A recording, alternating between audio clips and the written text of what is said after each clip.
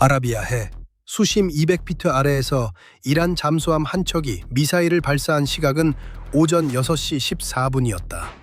에이브러햄 링컨함은 그 잠수함이 거기 있다는 사실을 몰랐다. 닷새 동안 전혀 모르고 있었다. 항모 전투단은 봉쇄 작전이 시작된 첫날부터 같은 초계 경로를 유지하고 있었다. 같은 속도, 같은 변침점, 같은 간격. 아래에서 지켜보는 인내심 있는 관찰자라면 48시간만 지켜봐도 완벽하게 그려낼 수 있고 96시간이면 정밀하게 이용할 수 있는 지나치게 예측 가능한 기동 패턴이었다. 잠수함 함장이 닷새라는 시간을 필요로 했던 이유는 링컨함을 추적하기 어려워서가 아니었다. 이 사격에는 속도보다 인내가 필요했고 그가 쏘려는 무기는 실전에서 한 번도 사용된 적이 없는 것이었기 때문에 불완전한 기하학적 조건에 그것을 낭비할 생각이 없었을 뿐이다. 6시 14분의 그 순간 조건은 완벽했다. 링컨함 승조원들이 모르고 있던 사실, 제임스 머서 중위가 사흘 동안 계속 알리려 했던 사실은 이랬다.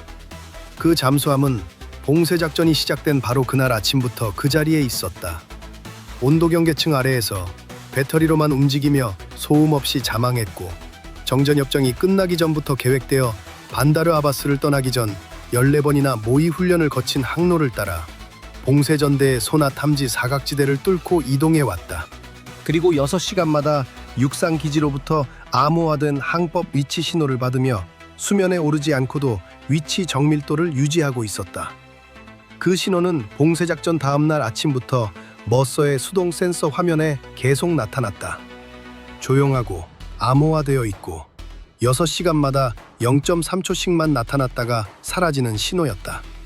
그리고 그 신호가 나타나는 위치는 천천히, 의도적으로 지금 잠수함이 자리 잡은 바로 그 지점, 즉 링컨함의 용골 바로 아래를 향해 조금씩 다가오고 있었다.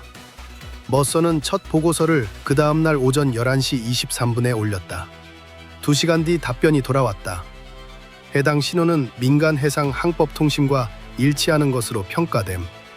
계속 관찰하라는 지시였다. 그는 그 다음날 두 번째 보고서를 올렸다. 24시간치의 추가 자료가 담겨 있었다. 4차례의 신호가 기록되었고 위치 이동 경로는 링컨함의 초계 경로를 향해 명백히 의도적으로 접근하고 있었으며 예상 요격 지점은 72시간 이내에 항모의 정확히 아래에 위치할 것으로 계산되어 있었다. 답변은 다음날 아침에 돌아왔다. 평가는 재검토되었으나 신호 패턴은 여전히 민간 해상 항법과 일치한다는 것이었다.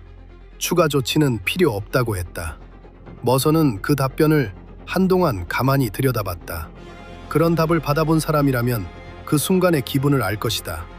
자신이 옳다고 믿는데 위에서는 이미 결론을 내려버린 상황. 그는 다시 화면으로 돌아가 계속 지켜보았다. 그 신호는 민간 항법과 같을 수가 없었다. 처음 포착한 순간부터 그는 그렇게 확신했고 48시간 동안 달라진 것은 오직 하나. 신호의 발신 지점이 이제 40마일 더 가까워졌다는 사실뿐이었다. 그가 요격 예상 지점을 계산해낸 것은 나흘째 되던 날 저녁 6시였다. 그 발신호는 34시간 안에 링컨함의 예상 위치 바로 아래에 도달할 것이었다. 그날 밤부터 그는 뭔가를 만들기 시작했다. 보고서가 아니라 훨씬 쓸모있는 무언가였다. 자스크2는 이란이 개발한 잠수함 발사 탄도미사일이며 어뢰가 아니다. 물속을 헤치며 함선을 향해 나아가는 무기가 아니다. 수심 200피트 발사관을 벗어나 수침을 가속 상승하고 수면을 뚫고 나온 뒤 계속 상승한다. 발사 초기 구간이 물속에서 이루어지는 탄도미사일이며 그 48일간의 전쟁 동안 링컨함이 맞섰던 다른 모든 이란 무기와의 차이는 단순한 기술적 차이가 아니었다. 그것은 항모 전투단의 방어체계 전체가 대응하도록 설계된 위협과 처음부터 상정조차 되지 않았던 위협 사이의 차이였다. 이 전쟁에서 이란이 쏜 모든 미사일은 지상에서 발사되었다. 모든 레이더 탐지각, 모든 SM-6 교전 배정 절차, 이지스 체계가 48일간 실전을 거치며 다듬어온 모든 요격 기하학은 수평선 방향에서 접근하는 위협을 상정에 최적화되어 있었다. 스파이6 레이더가 상승 중인 표적을 효과적으로 추적할 수 있는 최저 고각 한계는 항모 바로 위쪽에 사각지대를 만들어냈다. 용골 아래 200피트에서 발사된 미사일은 상승 초기 4,000피트 구간 동안 그 사각지대 안에 머문다. 레이더는 그것을 볼 수 없다. 아무것도 그것을 볼 수 없다. 스파이6 레이더가 표적을 포착하는 순간 미사일은 이미 항모 전투단 위 4,200피트 상공에서 마하 3으로 상승하고 있다. 그리고 그 순간 이지스 체계가 구성해야 하는 요격 기하학은 SM6에게 있어 최악의 조건이다. 거의 수직으로 머리 위에서 어떤 사격 통제 해법도 위협이 존재하리라고 가정하지 않는 그 영역에서 벌어지는 교전이었다. 이란은 수년간 이지스 체계의 탐지 기하학을 연구했다. 자스크2의 수직 발사 방식은 우연이 아니었다. 그것은 하나의 구체적인 질문에 대한 답이었다. 처음 순간부터 SM6에게 최악의 요격 조건을 안겨줄 수 있는 발사 방법은 무엇인가? 그 답은 바로 아래에서 방어 체계 전체가 단 한 번도 겨냥한 적 없는 그 한 지점에서 쏘는 것이었다. 그리고 링컨함과 호위 전력의 모든 방어 자산이 상승하는 탄도 표적을 처리하려 위쪽으로 방향을 돌리는 동안 용골 아래의 잠수함은 여전히 그 자리에 남아 있었고 여전히 무장을 갖추고 있었으며 사흘 동안 그 항법 신호를 지켜보며 누구도 요청하지 않은 무언가를 준비해온 한 중위를 제외하면 아무에게도 발견되지 않은 상태였다.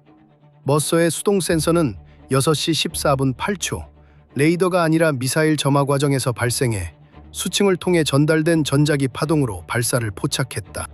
0.4초짜리 짧은 파동이었고 그의 장비는 그것을 거의 잡음으로 분류할 뻔했지만 18시간 동안 바로 이 순간을 기다려온 그는 즉시 그것이 무엇인지 알아챘다. 그는 6시 14분 11초에 전투정보센터로 회선을 열었다. 통신정보 담당 머서입니다.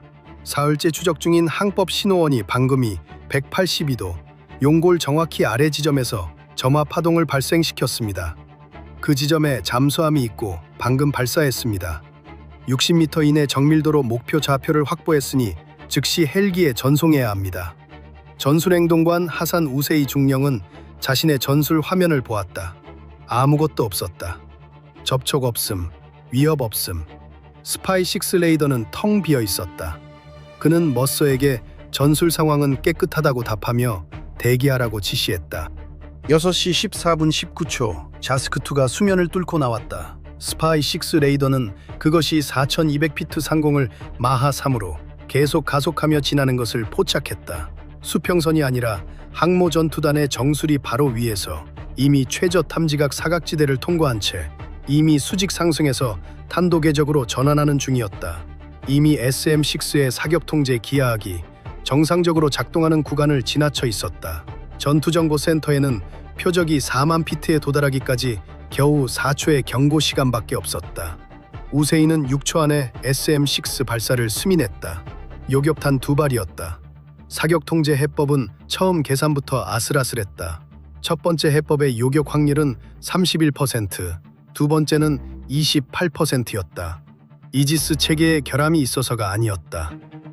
그 표적은 애초에 최악의 요격 조건을 보장하는 유일한 위치에서 발사되었고 지금 SM6가 애초에 바로 아래에서 쫓아가도록 설계되지 않은 궤적을 오르고 있었기 때문이었다. 31%는 0이 아니었고 자스크2는 이미 6만 피트에 도달해 있었으므로 그래도 2발 모두 발사되었다. 첫 번째 요격탄은 예상 요격 지점에 도달했지만 아무것도 없었다. 자스크2의 거의 수직에 가까운 궤적이 요격탄이 도착하기 0.4초 전에 그 지점을 이미 통과해버린 뒤였다. 두 번째 요격탄은 미사일 몸체로부터 140m 거리에서 폭발했다. 안정판 4개 중 하나를 손상시킬 만큼 가까웠지만 미사일을 파괴하기에는 부족했다. 자스크2는 다소 불안정해진 채로 계속 상승했다. 궤적은 미세하게 흔들렸을 뿐 여전히 상승하며 링컨함 비행갑판을 향한 종말 탄도 구간으로 전환하고 있었다. 요격탄 2발을 소진했고 미사일은 여전히 날아오고 있었다. 그리고 용골 아래의 잠수함은 그 교전 전체를 자신의 수동 센서로 지켜보며 2발 모두 빗나갔다는 사실을 이미 파악하고 있었다. 6시 15분 44초 잠수함이 어뢰 2발을 발사했다. 항모 뒤쪽도 옆쪽도 아니었다. 800m 거리 용골 바로 아래 닷새 동안 계속 자리 잡고 있던 바로 그 위치에서였다. 그 위치야말로 어뢰의 기하학적 조건을 완성시켰고 잠수함이 그 자리를 유지하는 한 MH-60R 헬리콥터의 공격을 불가능하게 만들었다. 함수 방향에서 한 발, 한미 방향에서 한 발, 둘 다 이미 항주 중이었고 둘 다 유선으로 조종되었으며 항모의 모든 움직임을 관찰하고 몇 분의 1초 안에 갱신된 좌표를 두 줄의 유선을 통해 동시에 전달할 수 있는 잠수함으로부터 실시간 위치 보정을 받고 있었다. 에이브러햄 링컨함의 남은 시간은 58초였다. 한미에서 즉시 기만체가 전개되었다. 접근하는 어뢰를 선체로부터 유인하도록 설계된 음향 미끄가 있었다. 어뢰 두 발 모두 이를 무시했다. 미끄가 실패한 것이 아니었다. 유선 조종 어뢰는 음향 신호를 쫓지 않는다. 좌표를 쫓는다. 그리고 항모와 미끄를 동시에 구분해 볼 수 있는 잠수함이 계속 갱신하는 좌표였다. 항모는 최대 속력으로 좌현 급선회에 들어갔다. 6시 15분 51초 좌현 선회로 선체는 함수 방향 어뢰의 요격 경로에서 22m 벗어났지만 한미 방향 어뢰의 경로에는 19m 더 가까워졌다. 잠수함은 1.4초 안에 양쪽 유선을 모두 보정했다. 어뢰 두 발 모두 그대로 따라왔다. 함정을 조여오는 그물이 설계된 그대로 정확히 좁혀지고 있었다. 한쪽 어뢰의 유리한 기동이 곧바로 반대쪽 어뢰에게는 불리해지는 상황이었다. 항모 자신의 속도와 회전 반경이 스로에게 불리하게 작용했다. 닷새 동안 아래에서 관찰되고 계산된 결과였다. 58초는 41초가 되었고 41초는 29초가 되었다. MH-60R 헬리콥터는 6시 15분에 이미 이 함의 방이 182도로 향하고 있었지만 투하할 수 없었다. 잠수함이 여전히 링컨함 용골 정확히 아래에 있었기 때문이다. 항모 바로 아래 마크 54 어뢰를 투하하는 것은 위에 있는 함선 자체를 위험에 빠뜨리는 일이었다. 헬기는 잠수함이 움직여주기를 기다려야 했지만 잠수함은 움직이지 않았다. 잠수함이 용골 바로 아래에서 발사한 이유가 바로 그것이었다. 그 위치가 헬기를 막아주었고 잠수함은 어뢰 두 발이 항주를 마치기까지 그 자리를 지킬 생각이었다. 표적에 도달하기 전에 움직이는 잠수함은 자신의 유선을 스로 끊어버리는 셈이었기 때문이다. 29초는 18초가 되었다. 자스크2는 종말 단계에 들어서 마하 7로 비행갑판을 향해 하강하고 있었다. 어뢰 두 발이 선체 아래에서 반대 방향으로 항주하고 있었다. 헬기는 잠수함 위에서 발이 묶인 채였다. 요격탄 두 발은 이미 소진되었다. 전투정보센터는 하나를 해결할 자원으로 세 가지 동시 위협을 상대해야 했다. 우세인은 자신의 화면을 3초 동안 바라보았다. 하강하는 자스크2, 함수와 한미에서 교차하는 두 개의 어뢰 항적, 그리고 처리할 수 없는 잠수함 위에서 대기 중인 헬기까지. 카보 소장이 6시 16분 2초에 전 함내 방송을 열었다. 전원 충격 대비. 머선은 그 명령이 함내에 울리는 순간 두 가지를 동시에 전송했다. 첫 번째 전송은 헬기로 향했다. 탐색 지시가 아니었다. 대략적인 위치도 아니었다. 닷새 동안 자리를 옮기지 않은 잠수함에 대해 60m 이내로 정밀한 목표 좌표였다. 가을간의 항법 신호 위치 추적으로 만들어졌고 6시 14분 8초의 점화 파동이 정확한 발사 위치를 알려준 순간부터 계속 다듬어진 좌표였다. 헬기는 탐색할 필요가 없었다. 곧바로 좌표로 향했고 선체를 벗어나기 위해 항모 용골에서 남쪽으로 400m 이동한 뒤 6시 16분 9초에 마크 54 어뢰 두 발을 동시에 투하했다. 첫 번째 마크 54는 2.3초 만에 잠수함의 음향 신호를 포착했다. 닷새 동안 소음 없이 항주해온 함정이라 해도 발사를 위해서는 어뢰관에 물을 채우고 유도 체계를 가동해야 했고 그 작고 조용한 소음마저 머서의 수동 센서가 위치를 60m 이내로 다듬는 데 충분했다. 어뢰는 8초 만에 압력 선체를 찾아내 명중했다. 두 번째 마크 54는 7초 뒤 명중했다. 잠수함 체계가 파괴되는 순간 양쪽 유선이 동시에 끊어졌다. 어뢰 두 발 모두 같은 순간 마지막으로 수신한 좌표에 그대로 진입했다. 그 좌표는 마지막 유선 보정 이후 19초간의 긴급 기동으로 이미 벗어나 있던 28노트로 좌현 급선회 중인 항모의 위치였다. 함수 방향 어뢰는 항모가 최초 좌현 선회 당시 있던 위치를 겨냥했다. 한미 방향 어뢰는 그보다 11초 앞서 있었던 두 번째 우연 반전 위치를 겨냥했다. 항모는 어느 쪽에도 없었다. 함수 방향 어뢰는 6시 16분 31초 좌현 함수로부터 290m 떨어진 아라비아해에 명중했다. 폭발은 260피트 높이의 백색 물기둥을 하늘로 솟아오르게 했다. 충격파는 0.4초 뒤 링컨함 선체에 도달해 함수로부터 300m 떨어진 구역의 승조원들을 넘어뜨렸다. 한미 방향 어뢰는 첫 번째보다 4초 뒤 우연 한미로부터 310m 지점에서 명중했다. 333m 길이의 함선 양쪽 끝에서 중어뢰 탄두 2개가 거의 동시에 터진 셈이었다. 함수와 한미에서 오는 충격파가 거의 같은 순간에 도달했고 함선 전체가 서로 반대되는 두 힘 사이에서 뒤틀렸다. 승조원 9명이 부상했다. 11개 구역에서 장비가 고장났다. 함수 쪽 한 구역은 손상 통제반이 도착하기 전 선체 뒤틀림으로 물이 들어찼다. 자스크투는 여전히 하강하고 있었다. 머서의 두 번째 전송은 잠수함 좌표를 헬기로 보낸 바로 그 6시 16분 9초에 함께 나갔다. 6시 14분 8초에 0.4초짜리 점화 파동에서 식별해낸 자스크2의 유도 데이터 링크 주파수였다. 교전이 진행된 62초 동안 잠수함 유도 관제소로부터 계속 수신된 신호로 그 판단은 재확인되었다. 같은 주파수에 허위 위치 정보를 흘려보냈다. 과거 코름샤포를 상대할 때 한 번 통했던 것과 같은 기만 기법이었고 머서는 6시 14분 11초부터 다른 모든 작업과 병행해 이것을 준비해왔다. 점화 파동을 감지한 순간부터 그는 자스크투와 어뢰가 하나의 공격이라는 것을 이해했고 두 문제 모두의 같은 순간 하나씩의 해결책이 필요하다는 것을 알고 있었다. 자스크투는 6시 16분 14초에 조작된 위치 정보를 수신했다. 영중까지 22초가 남은 상태에서 그것은 링컨함의 실제 위치로부터 좌측으로 800m 벗어난 방향으로 궤도를 수정했고 결국 허바다를 향한 종말 궤적에 진입해버렸다.